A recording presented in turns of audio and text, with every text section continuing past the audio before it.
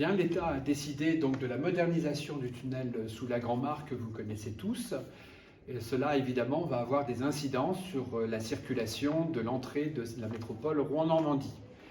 Ainsi, pendant quelques mois, nous avons sollicité Monsieur le Préfet pour interdire dans la déviation S1, S2 du tunnel sous la Grand-Mare les trafics de camions qui, tout au long des jours et des nuits, pouvaient créer de fortes nuisances pour l'ensemble des habitants, à la fois du chapitre et du plateau des provinces.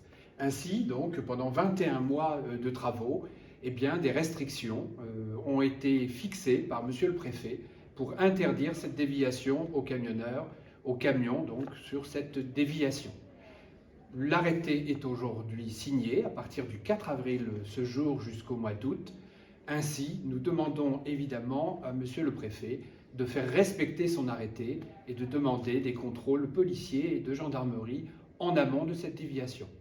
J'espère évidemment que cette modernisation du tunnel sous la Grand-Mare, qui est certes nécessaire du fait donc de la sécurisation de ce tunnel, n'engendrera pas plus de difficultés pour les habitants de notre plateau des provinces.